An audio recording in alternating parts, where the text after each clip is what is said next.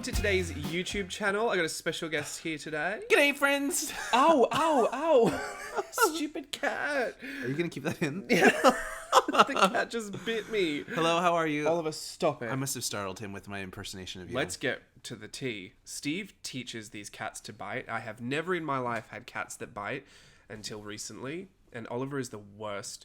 And he says he didn't do it, but I'm just going to put this out there. Cats bite. General vote. If you put your fingers in the cat's mouth, that's teaching them to bite, right? Yeah, but don't some cats have oral fixations? That's what they said. It's part of their How do you know? development. Did you interview a cat? Did it tell you? No, but I did look up Flame Point Siamese habits. These are my questions for heaven. But I mean, look, the cats also play. That's how they play. That's their instinct. No, none of the cats I've had ever in my whole life. Sorry, and I refuse to believe that American cats have to bite. Yeah, I'm not engaging. I'm choosing to disengage with this topic. Okay, we're a minute in. I should tell you what I'm doing. Hello, welcome to this 42-minute video. 42 minutes? Yes. You didn't tell me this Strap was 42 yourself in. minutes. I did, absolutely. I said it was 40 minutes. I thought you were exaggerating because if you don't know this about James is naturally very dramatic and sometimes likes to exaggerate a little bit. And so, especially when we have conversations, It's not outside of the realm of possibility. It's like a slight exaggeration. What, of it being 42 minutes? Or of you making Well, I'll something either up? make an exaggeration that's so unbelievable that, like, my go-to number is always 65,000. Like, it was 65,000 minutes long. Right. But then I thought, like, 42 minutes, I was like, nah, it can't really be 42 minutes. And, like, what? Your average video is, what, 20 minutes long? It depends. Over the years, it's really changed. I go through periods where I'll do like an hour-long video, and then remember that time I did like an hour and a half or something? It was like a feature-length film. Yeah, I don't think I was here. I couldn't even be bothered watching it back. My point is that 42 minutes, I did not believe you that. Yeah, no, absolutely. Well, you know why? Because there's 9 hours worth of footage in here. Over the past month, I've been filming just every time I sit, well, not every time. Sometimes when I sit at my desk and I've just got random things to do, I'll put the camera on and just start filming because I had this idea that it would be kind of like an honest look at my journaling behind the scenes, the things that I don't film for YouTube for specific videos. That you don't have an actual intention with. Yeah, so like this first part, I'm just sticking in all this junk. Remember, it's not hoarding if it ends up in a journal. Remember that? So hoarding. Anyone hear Steve roll his eyes? I'm destashing everything into my journal. All bits and pieces that have been flying around for yonks. I'm putting them in this journal so they've got somewhere to live. Some of this stuff is so old, James. I know. Isn't it great? It's like anything that happened before March feels like 2 years ago. Oh, how many days in March? It was literally, some of this stuff is from 2017, maybe 2018. Yeah, these are years old. Some of this stuff. I was trying a thing with washi tape there, it didn't work. That looked like Jada Essence Hall. Yeah, I love Jada. So anyway, this is just a bunch of stuff. This is my Hobonichi, my real one that I was gifted. And I just kind of, it's a catch-all journal. Fun. Like, just glue it all in. Give I it have a no home. idea what any of this is. Hobonichi. Oh, you don't need to know. Okay, good. Nil interest, Sharon. Yeah, Sprock. HP Sprock. So, oh look, there's that tape I got because I thought it looked like Coco. Oh, yeah. Hola. Hola, Lola. You make me un poco loco. So anyway, we're going to sit down and do the voiceover. So there was over 9 hours worth of these little clips of me just sitting at my desk. So I thought, let me edit them all into one huge, ultra massive compilation. Did you watch all 9 hours? No.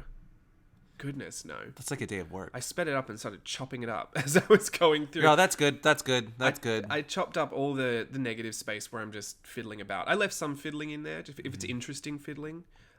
What determines what's interesting fiddling versus non-interesting fiddling? Like if you're seeing stuff on the screen. See how you're seeing lots of stuff on the screen? Oh, versus like you're doing something me to just the side. looking at one thing for 2 minutes. Where just my hands just doing nothing for 2 minutes, just looking. So I cut all... the dead space, I think, is what we call it in the biz. Let's be honest, I'm still editing on an iMovie, so my movie production quality has not skyrocketed over the past few years. Yes, ladies and gentlemen, a little behind the scenes tea. It ain't broke, don't fix it. Yeah, for JLB Creative over here. James literally films everything on an iPhone. I film it on an iPhone and I edit it on an iMovie. Everything. And I actually refuse at this point to upgrade because A, I don't want to spend the money on it, and B, I don't want to learn it. Well, it's consistent. You've already created a system. I also don't want to set a precedent. I don't want to set a precedent. We have Sometimes we have filmed some stuff on my camera, on my DSLR. That's true. And sometimes Like I intro will, stuff for, what was it for the travel? Memory to Memento. Yes. My travel journal workshop. Sometimes I will go out of my way to film something specific, or like when I did those studio notes Special vlogs. occasion, yes. When I used to be on Patreon, I would do those studio vlogs. Those were done on a DSLR, and I would actually edit those, but they had no voiceover. They were just music.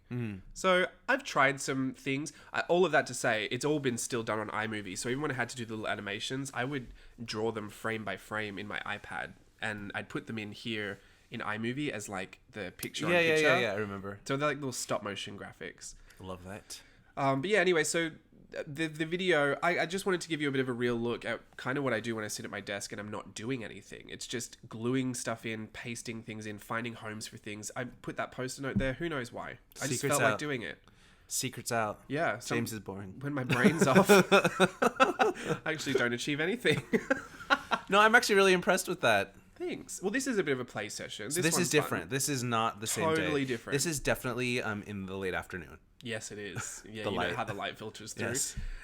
I can only film at certain times of day because even when I've got the blinds drawn, the light still filters in with that half glare, shadow yeah. cast, which is fine actually for purposes of this. Like just having snippets of a video, it doesn't really matter. Oh, I love that. I remember we did that. Yeah, I've got so many of these little practice journals From now. live sessions. Oh, some of my art is in this. That was like one of the first ones, wasn't it? Uh-huh.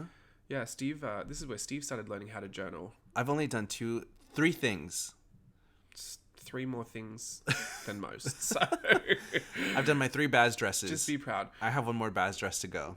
Which one?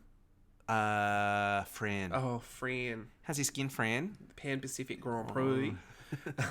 So anyway, this is a play session, so a bit different to the gluing and finding a home for junk session. You just rip something off and you're ripping things off and repainting over Yeah, it. Are you going to put them back on? No, it was a demo. It was actually from my travel journaling course. I was just doing demos. So a lot of these little journals, the little paper, they're kind of just a few sheets of paper bound together. This was, you took the copy paper for your thing and didn't you like spray it with water and put it in there? Yeah, I tried this water printing, yeah. water transfer. I was testing them all out. It actually looks better on camera than it does in real life. I managed to get some of them to work, but it is such an involved process. And I mean, there was water everywhere. At one point, I was like, even if Swimming it works, it's not going to be worth teaching anybody because it's so intense. But anyway, so this is a play session where I'm actually just testing lots of different materials together, working with mediums that I was relatively... Is this that graphite pencil that blends? Yeah. With the water? That's the water... No, actually, maybe that's the regular. watercolor pencil. It is a water-soluble pencil, so it's going to give you all that muddy grey. But I was going to do a lot of mixed media layering on this. Was this the beginning of the bebes with their weird Yes, it scales? was. My merbebes.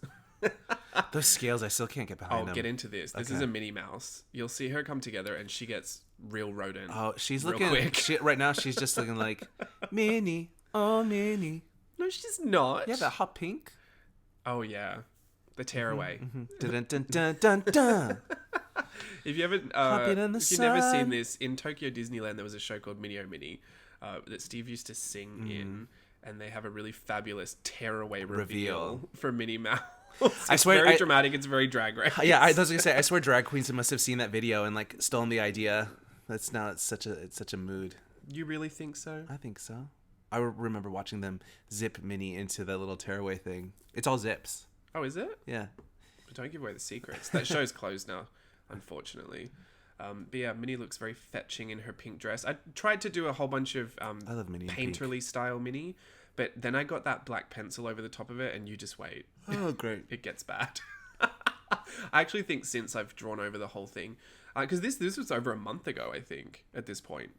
So these clips really range from... Where was I? Like, I was obviously someplace. At this point, we haven't even gotten to May the 4th be with you.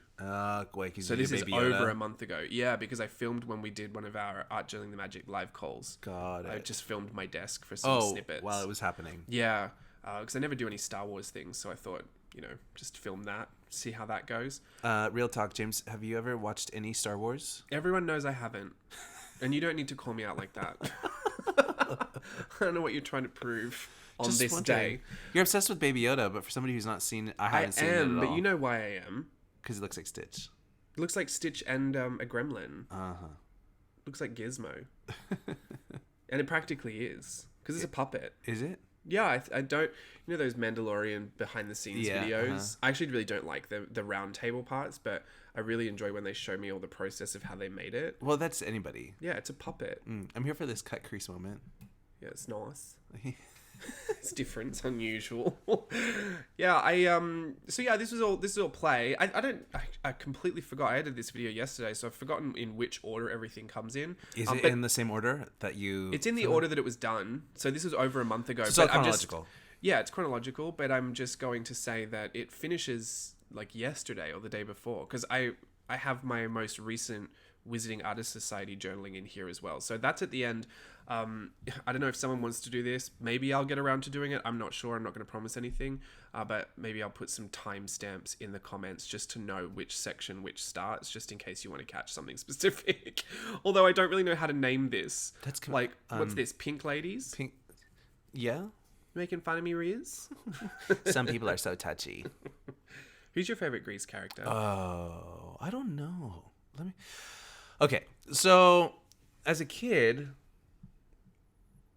I think, I don't know. I mean, I love all... Sandy's kind of an obvious... Oh, Frenchie, for sure. See, Sandy must have been a novelty here, but for Australians, she's not a novelty. Well, it's because you guys... Because Olivia Newton-John comes from your country. Yeah, but in the movie, they make such a big deal of her being so different. She's not different to me. I basically am Sandy. Mm-hmm. Kangaroo Bop? I really enjoyed Rizzo. I don't know. I think I've always been drawn to the bad girl, the bad gal. What I do like about Rizzo is that she has a redeeming moment at the end. Yeah. Like, she gets humanized pretty quickly, and then she has her whole redeeming moment, her whole song, and you get to see her humanity, and then you feel for her. The part that always used to make me really uncomfortable, and I don't know why, of all the scenes in the movie... Of all the scenes in the movie. And a movie that we watch as children. I know. Frenchie, the angel. Oh, really? Yeah, the angel scene. Your story said to tell. I don't know what it was. I should like that part. I love that Everything part. about me should like that part. That's probably one of my favorite parts in the movie. I love how they all come out in their silver hair, their silver rollers. Yeah. And their silver shoes. They're like little T-strap shoes. Have you seen the musical? No, I don't think so. Maybe I've auditioned for it several times. I don't actually think I've ever seen a live stage version of the musical. But why would you? The movie's so good.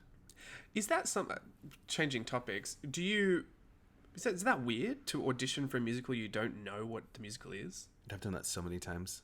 Wouldn't you be scared that you didn't like it? You just need a job. You end up liking it. That's true. I had weird expectation for musicals. I've never really been in musicals. The one I did was Aladdin on Disney Cruise Line. It was Aladdin, a musical spectacular. What is it? A musical spectacular. Mm-hmm. Completely forgot. But I was in the chorus, and I guess musicals are what you think musicals are for the leads. And for the chorus, they're like a random mishmash. Oh yeah, you do a bunch of different roles, and then you get to sit backstage for most of the show. I was actually really shocked by the amount of time I had off. Unless it's a full ensemble show, and then the ensemble ends up running around more than... No, for this one, I had a significant amount of time off, and was 2 different horses. Oh wow. Not just 1, 2. Same technique for both? No, very different. Very different technical aspects of my horse performances. One was a Prince Ali horse, and what was the other one? A Whole New World horse? Yeah. Made me try to do jetés on the left. Oh, yeah. Here's the thing. There are a few people in this world that are lefties when they dance, that prefer left kicks and left turns. You are not and one I of them. swear they're the choreographers for all these shows. I don't know why. It is just a given that most people like to do everything on the right. But every time I get in a show, they're like, just... triple turn on the left, or just a jeté on the left. I straight up changed it because I was like, I'm not about to roll my ankle out here on this day trying to do these left jetés across the front of this theater. Sometimes I think they just do it because they feel bad that their whole life they've had to do everything on the right. So when they become a choreographer, they just make everyone do. Yeah, I swear it's a power play. Nah, I don't know about that. Sorry if you're a choreographer out there, but I think that's what you're doing. I will say this, kind of in reaction to auditioning for a musical you've never seen. There's some musicals that I've auditioned for that I was like, oh yeah, I kind of know what that musical is, and then I end up really loving it, and it ends up becoming one of my favorite musicals. Because you're in it? Yeah, but well, when you're in it, you are forced to really understand and learn the story in a different way. Yeah, And so you have backstory, you also have creation behind it, which Yeah. gives you a different appreciation for it, which for some people is like, oh my gosh, that's so boring. Well, I think I've had a different appreciation for things. I will say the one thing, and I think this is something that people get asked a lot too. Performing when I first worked at Tokyo Disneyland, I was so nervous that I was going to know the backstage that I would never be able to enjoy as an audience member. Oh, really? Yeah, I Oh, was I love super it. worried. I was like, well, because it's so magical for me. How am I supposed to keep that magic if I know what goes into making it? And to be honest, it became 20 times better. Yeah, I the actually felt the like I behind the had scenes more is- secret magic than anything. So sorry for everyone out there that doesn't have access to the secret magic. But it's a really interesting experience. And I specifically loved it more. And even with Aladdin, a musical spectacular, even though I wasn't in a lot of it, like I was just doing ensemble parts, I don't know, being in it made me appreciate it a lot more, and I enjoyed watching it more.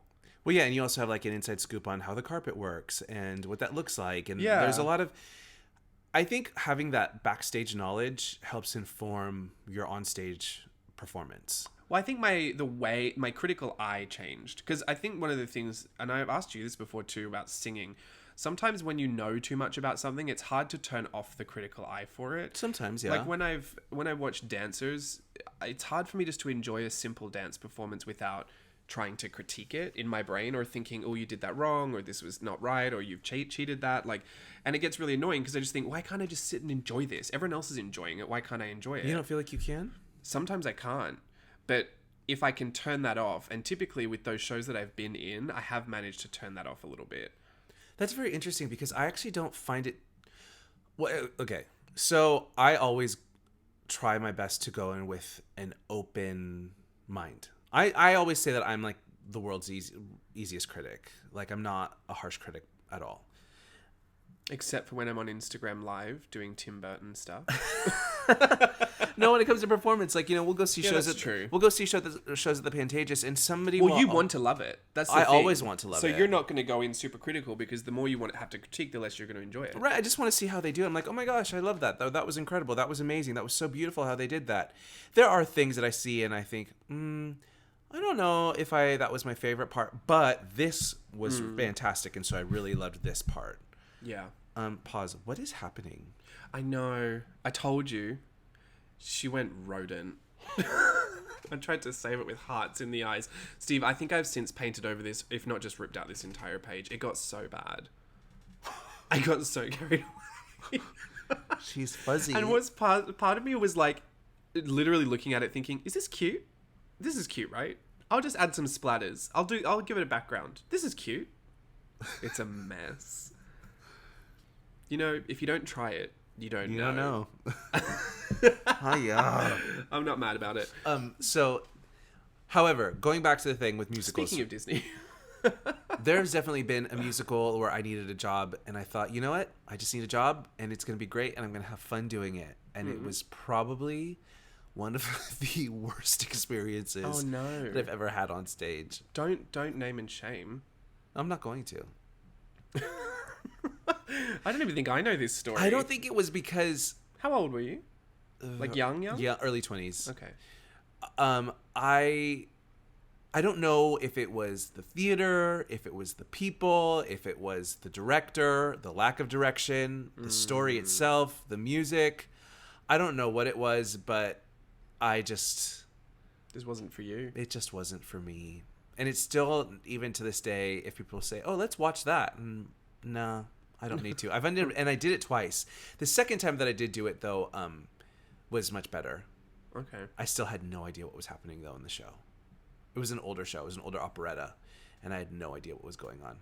Yeah, I have to be in a really weird mood. Steve thinks I hate musical theater, which I don't. I just don't really understand how people can love it so much. Some of it's boring. And some of it is just like, if I'm not in the mood to hear you start talking and then move into song, like, it's beautiful. I don't care. I don't want to watch it. I don't need to know about it. You can love it as much as you Have want. I ever led you astray? Yeah. I'm sure there must have been a time. Oh yeah. I'm going on for certain, yes, but I don't know. I don't have an example on me. Well, the funny thing is, you actually tried to make me go and see the Hunchback of Notre Dame at La Jolla Playhouse, and I was adamant that I would not go. That movie, I hate that movie. I didn't say I hated it. I said it was so boring. I couldn't even imagine how boring the musical would be. Oh yeah. Almost exact quote.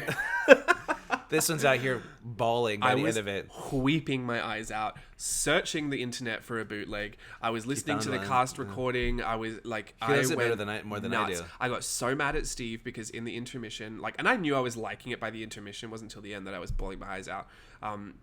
At the start, before the show, they were selling these little, because it was around Christmas time, right? Yeah, ornaments. They were selling little plastic ornaments with fabric scraps from the costumes inside, and I was like, that's a cute little thing, but Who I don't wants know. that? Yeah, I was like, but who really wants that? I mean, who likes Weren't they this sold enough? out by the end of the show? Well, they'd packed away the tables. Oh, that's and right. I was furious. I was like, you need to get me one of those Christmas ornaments. So I can remember this forever. Anyway, cut to years later. I was working on Disney Cruise Line, and every Thursday, I think it was for the DVC Club members, they would have these special speakers, right? Yeah, special speakers you'd invite onto the ship, and they'd have to give like a little seminar or a little presentation on the Thursday or something. I think it was every second week we did it. Anyway, sometimes we would go and just watch or help out. I didn't really have any jobs to do there, but I went and watched one where I think she was the general manager for Disney on Broadway. Disney Theatricals, yeah. Yeah. And so she had a whole talk, and obviously being in the cast, I think some people thought it was an opportunity to go and get cast in something. Oh, they went with their headshots and resumes. Yeah, girl, it was a little much. I was like, you could leave that. I specialize. Yeah, if she wants you, if she's scouting, she'll see you in the show. I'm sure she'll see you and let you know.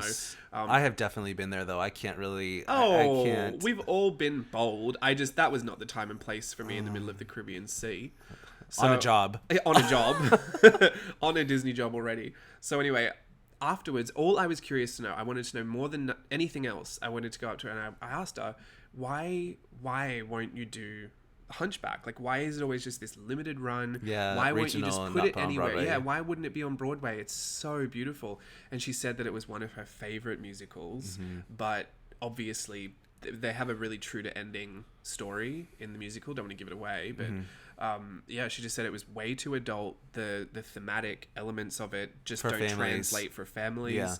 She goes, it's one of the most beautiful musicals. I love the music. Well, the music's incredible, yeah. Yeah, and we watched Sierra Renee do it, who just has the most angelic voice. See, I do get into musical theater when I'm into it. But yeah, and that's all I wanted to ask her. And it was so funny because other people were out there just trying to ask a few more advantageous questions, but she spent the most time chatting to me because I wasn't asking her about it at all. We were just engaging on our favorite musical. That was probably the only time I've ever had a musical geek out. That's so great. Unlike yourself. Every I've had 5 so many. seconds.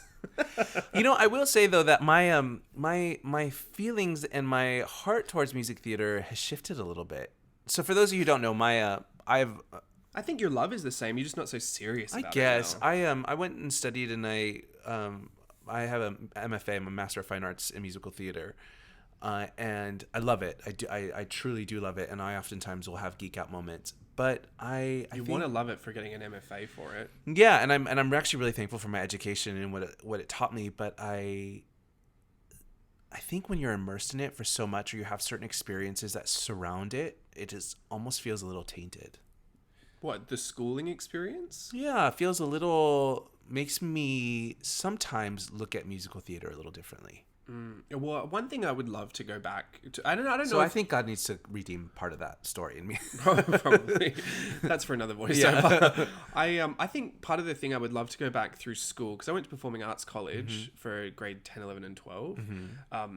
I don't know if they do this because it helps condition you with the discipline and kind of the resilience you would need to enter the entertainment industry. I think obviously I had a very different experience to most, getting my first jobs on my first auditions. Yeah, right. But I would love to rewrite the narrative that dance teachers tell students. Right, I'm so sorry. process. If we've never said this before, I was a dancer. Yes. A professional dancer before I was doing what you're seeing on the screen here, drawing these little baby Yodas. And I met Steve working at Tokyo Disneyland. He was a singer out there. So we were both performers. We both kind of traveled around doing performance stuff. Steve still performs, and I've since moved into mixed media art. But Yeah, I'll probably go back to dancing whenever I lose 600 pounds. It's not going to happen tomorrow. I can tell you that. Stop it.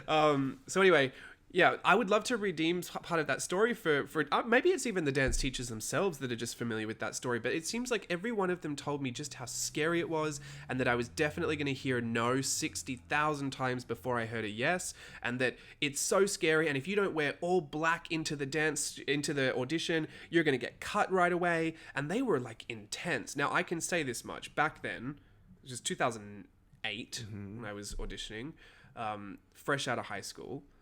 Was actually still in high school as I was doing it. I was auditioning, and yes, in Australia, the opportunity the pool was so much smaller that you really did have to bring a level of professionalism that I actually haven't found even when I've gone to auditions in LA. And that's where I really got confused, because we were always taught that the mecca of our opportunity was here. And so I thought, by extension of what I was taught, the most professionalism, the most... the amount of turnout at auditions here would be so unbelievable that I'd be like really intimidated by it. And it's just never been the case. Every audition I've gone to, you could wear pretty much anything. No, I wasn't. I've been cut from auditions. You could wear pretty much whatever you wanted to dance in. Most of the time people were wearing sneakers, but that really tripped me out, going to audition and even doing rehearsals in sneakers. Yeah. We were told verbatim, you never wear a sneaker into a studio. Well, here's why. I think it's because the more unbothered, unfussed you look or appear in your audition, especially in LA, it looks like you have maybe a little bit more swag or a little bit more confidence. As in... Really? Yeah, like, I know I'm good. I know I can do this. So I don't really have to follow the rules. I can just... Or whatever rules have been set in place. I can just wear whatever and be an incredible dancer and I'll still book the job. Well, maybe we just need to tell the dance teachers that's not how it works anymore. Possibly, because they're out here making me absolutely terrified. I don't know what they're telling people now. I don't know what the vibe is now, but it's also different. I mean, you remember, like, you see stories of dancers in the 80s and everybody came in a full leotard. I remember in the 80s, I'm sure it was actually what they were telling me. Yeah, and Disney held a lot of those audition standards for a very long time. They said, please wear form-fitting clothing, and the dancers would, because... when I got my first audition notice, it said no sneakers on the dance floor. So we all had to wear appropriate shoes, and it was expected that you would bring tap shoes. Like, it was confusing to me when they let people tap without tap shoes on. Oh, yeah. That's a thing. A for sure thing. Like, that didn't even make sense to me. How are you going to cast a tapper who wasn't wearing tap shoes? You can kind of hear the sounds. I don't know. It's easier for me to tap in my sneakers than it is in actual tap shoes. I was going to say, to be honest, you're not really hearing all those beats I'm missing with my sneakers on. Yeah, anyway, sorry to bore you with all those, but I guess we're going on a nostalgic trip through our childhood there. Yeah, but I guess all that to say that... the one misconception, I think, is they want you to do well. The auditionees. Yeah, they think that it's like a little bit like it's a little tyrannical. Like, well, we want everybody to fail, but yeah, they want you to do well, because if you do well, then their job is easier. Right? They can cast you, and then they can go home. Yeah, they're casting directors. They're not just being paid to give you critique. In fact, they don't want to give you critique. They just want to tell you what to do and hire you for the job, and they can go home exactly. happy. They want to be like, yeah, you're great, you're good for the job, perfect. Next. I think the one thing that also I would maybe even... I'd take away all of that fear, but I'd prepare people with, prepare what it's going to feel like to be typed out. Because that's something that I think... That they don't tell about. Is a bit more emotionally taxing than feeling like you're not prepared technical-wise. Because you can change your technique, you can work on it. You can grow on your technique. But you really can't change your skin color. You cannot change your gender. You cannot change your, like, I mean... Yeah. In the audition room. In the audition if they don't like you in the room, you can't change that in 2 minutes. Yeah. So yeah, I think actually kind of preparing kids with that, and because whether you like it or not, people still get typed out. There's still a typecasting going on, and I think that's a very good point. We're getting into really dangerous waters here. Yeah, I'll just say I don't know too much about all of that anymore, but yeah, we'll probably leave that so we don't step on any toes there. It's just, but I do think that you do bring up a good point with offering the idea of knowing your value and knowing what you bring to the table, that you have a talent and you have a gift and you have been given that talent and you have been given that gift, And if it just doesn't fit the requirements or the needs for the specific job, that does not make you any less talented or does not make you inappropriate for the role that is being cast or the show that is being cast. Totally. I think Disney did that really well at the last audition I went to. They said thank you. They were really appreciative of people's time and valued it. And they said, we have very specific things we're looking for, and even listed out some of the things. And they said, we're more than happy for you to experience this audition. And please come back. There will be times where we'll be looking for exactly who you are. Right. And that was more hopeful than saying, get in here, your face looks wrong, get out. Right. Which is kind of what we all get scared will happen, Well, I think that's also just a very, it's a very helpful way. It's a very caring way to approach an audition too. To be like, we're looking for very specific things, and the truth is, I specifically look different than James does, right? Yeah, and sometimes they'll want that in Steve, and they'll want this in me. Right. So sometimes they want my voice over Steve's because it's just soothing, and I sound like they want my dance. They want my dancing over James's. Well, the truth is, though, is because and they don't teach you that when you're in school about what it's like when you get rejected or when a job doesn't happen and what that looks like. I remember in grad school they said if you don't have a high A, it's pointless for you to audition for any shows. What's a high A? It's a high note. It's like the end of. Oh. Sorry. I'll have spent one day out there. No, I thought you were talking about the grade. No.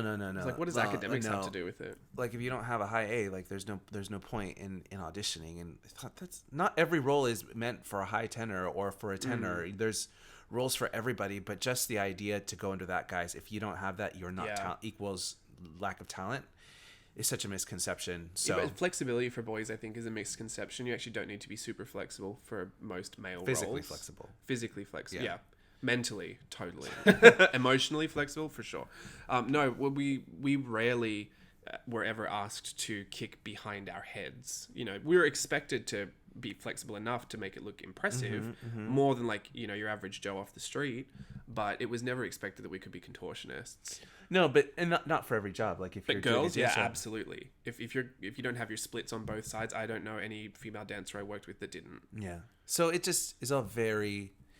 It's all just very interesting how the industry works. What's interesting, I don't know how we got onto this conversation. Maybe I'm just really into it today, but it's interesting how it changes over time too. Because when you said the 80s, it brings to mind completely different standards and Types techniques of dance, dance styles that were popular, dance styles that haven't even been invented yet, dance styles that weren't even that were commercial in the 80s that don't even exist anymore outside of a Disney production show.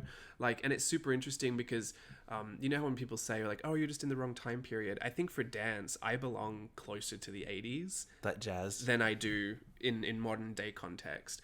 Yeah, because I love a cheesy jazz number.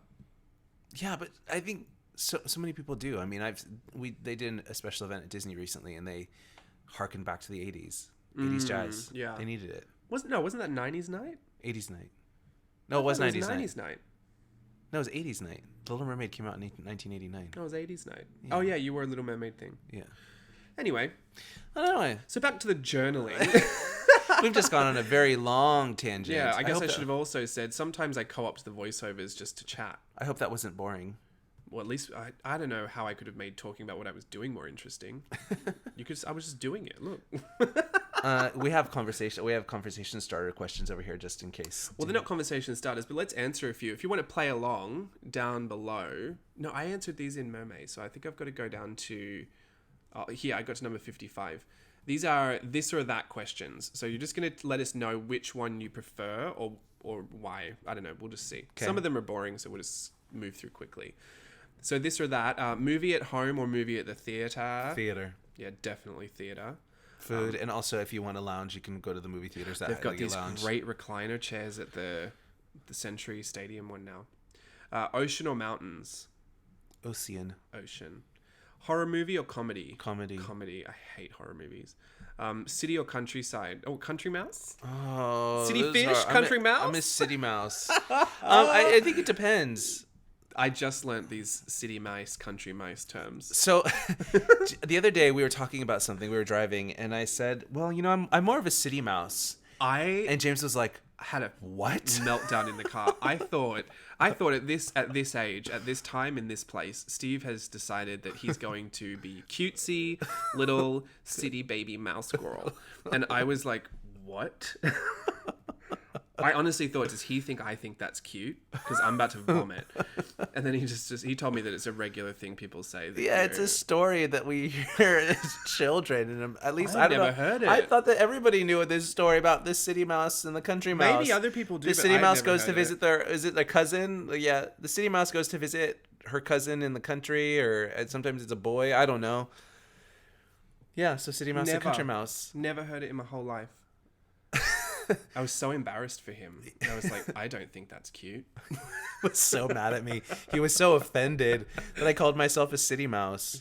Yuck. But you would consider yourself a city mouse, right? I'm a bit of a city mouse. But that's what makes it fun to go visit, go like A holiday suburb in the rodent? country. A suburb rodent. No, there's that musical Little Night Music, and they go weekend in the country. So I would go weekend in the country. I've lived both. Mm-hmm. I think I'm more city though. Winter or summer? Summer. Yeah, definitely summer. Mac or PC? Mac. Console gaming or PC gaming? Neither. Oh, let me know, Steve. Get me out of that question. Neither of us are gamers, unfortunately, for the gamers out there. Soup or sandwich? Neither. How about half and half? I would do tomato. I would do grilled cheese with tomato soup. There you go. The one from Jolly Holiday. Yum. Card game or board game? I don't know. I don't know too many card games. But what kind of I like to cheat at board games. But what kind of card games though? Because is it actually like a deck of cards, or are you looking at Fish. like take fish? Or what about Uno? Because I like yeah, that. that's that. It's a card. Oh, I don't know. Oh, and you like that memory game. Card game. For one of Steve's birthdays, I made him a memory card game where I printed out all of these different things that he would like, just from general like inside jokes and family members and stuff. And made him a whole set of his own memory cards. And so we played it recently too. Steve is incredibly good with visual recall. Like, it's unfortunate and it's shocking. But if he's seen all of those cards like 2 or 3 times, he can turn over the whole set and know where it is. So it's kind of not fun to play with him, but... It's fun for me. But you got to give him something. He's Thank got to you. win at something. At least that one thing. Just That's my gotta claim have to one fame, that I'm thing really in good at your memory life. game. I've always been good at it ever since I was a kid. Always. I love this little moment that you're doing that glitter liner. I love her. She's wearing a Nicole Kidman Chanel No. 5 ponytail. Totally. I love that. Drive. The hair floating in the face. I'm a dancer. I love to dance. We're quoting the Baz Luhrmann When did I wake? Chanel No. 5 ad. If you have not seen it, It's so good. peep it. It's so good. Classical. Classical art or modern art? I like modern. I'm really into abstract, not doing them, but looking at them. Although I don't like it when they're really dark. Museums are kind of boring. Excuse you? I say that I haven't even been to a museum. I like classic art. I always want to go to museums, but I just never go. I'd rather like. What does that say about me? I like classic art. I love Renaissance art. I think that's really? very interesting. But in Europe, in Italy, I want to see the David up close. He wants a I've never seen fresco it. in his face. Yes. Beer or wine? Wine. Excuse me, wine? I need to find that. I always mean to go on YouTube and find that skit. So everybody knows. I don't know what the show is called. I think it's called The Big Bite or I don't know. It's an Australian sketch comedy show. And it's this lady who she's got a moon boot on, and she's so obsessed with wine. She ends up calling the waiter wine. She goes, "Excuse me, wine." It's really funny anyway. Camping or binge watching shows at home? Don't say camping. Camping. You would. I've never known you to camp. What show would I binge watch? You watch them all the time, binge watching shows. Maybe Gossip Girl. You've binge watched RuPaul's Drag Race. RuPaul's Drag Race. I love RuPaul's Drag Race. We binge watched We're Here when we could see as many episodes as we could see. Yes. What else did we binge watch recently? I binge watched The Great because I was just curious to see how that ended. Yes. Which What's the other one? really Hollywood. Hollywood, yeah, we binge saw watched. that. There's a time and place for both. Yeah. Ironically, all of those are very controversial shows, so maybe we just binge watch them to get them out of the way so we understand them. I do love RuPaul's Drag Race. She's my go-to. Yeah, it's fun. Where are we up to? 67. Working alone or working in a team? Team. Alone. Dine in or delivery? Dine in. Dine I like in. an experience. Yeah, delivery. I appreciate delivery. I just don't want to deal with all the trash. I think afterwards. after the last couple of months, people all dine in. Yeah, like Desperate for dine in. let me sit someplace else, please. I don't want to sit in this chair anymore. Sweater or hoodie? Hoodie. Hoodie. Comic book or comic strips? What on earth is the difference? Like the newspaper comic strips versus, a Oh, Marvel comic book. comic book. So when I went to Southwest Rocks when I was younger, I would buy Mad magazine. Do you know that? Yeah. Mad magazine. Uh-huh. Yeah, I would buy those at Southwest Rocks, and I would read through them cover to cover while I was on holidays. I like the Archie comics. Those were the ones that I would read, but I've never gotten into like the Spider-Man or the Marvel or No, me neither. Mm-mm. Motorcycle or bicycle? Well, bicycle. We had this Bike. conversation about a motorcycle. Oh, Vespa. What's that? I A don't scooter. know. Scooter. Book or ebook? Book. You can't smell an ebook. Well, ebook also, it's like I've looked at so many computers I can't look at anyway. the That I'm screen. like, too much. And they say you can. They've got that special screen and. No, I don't want it's to not hold the it. I same. feel like I'm holding my phone. Also, I don't read, so don't listen to me. That's not true. You're reading right now. You're I'm almost done. reading that new Hunger Games book. I've forgotten the title of it again. She made that title so difficult, I can't remember it. Hang on, let me see. The Ballad of I've forgotten. Songbirds and Snakes. It's not about snakes, though, so... Snakes. I don't know no snakes. I don't know snakes. This has been the weirdest thing that we've been quoting lately. Because I think I had said I don't know about something, and the first thing that popped into my head is, I don't know no snakes. Which is from Home Alone. Yes. Is it Home Alone 1 or 2? The first one. Snakes. Snakes. I don't know no snakes. So random. When sleeping, fan or no fan? Window. Yeah, I like a window. Ninjas or pirates? Pirates. TV shows or movies? Well, it's hard now because some TV shows are like movies. Like Game of Thrones has a movie quality, cinematic quality. Yeah, that probably... That's a hard one. That's difficult. I think I'll go... Because it's not like Three's Company or Kath and Kim TV shows often anymore. See, I think I'm more... My life is surrounded... It is kind of like... It involves more TV show things than it involves more movie things. So I'm going to go TV shows. Oh, well, and sometimes I do want to watch, the Oscar-nominated movies, but sometimes it's, I don't know, gets a little heavy, so I don't have time. So TV shows are easier to Oh, yeah, they're digestible. Mm-hmm. Anyway, that's it on those. I think we're at the end. Oh, we're at wow. the end. At the end. We did it. 40 minutes. Can you believe it? Not one controversial thing. Well, probably a few controversial things were said. Please forgive us. It's 42 minutes of unedited footage. Thanks for joining us. Thanks for having me. But I was happy to chat with you. Yeah, I loved it. Hope you enjoyed the video and all the snippets. Beautiful art as always. Let us know how you're going in the comments below, and we'll see you again another time real soon. Yeah. Bye. Bye.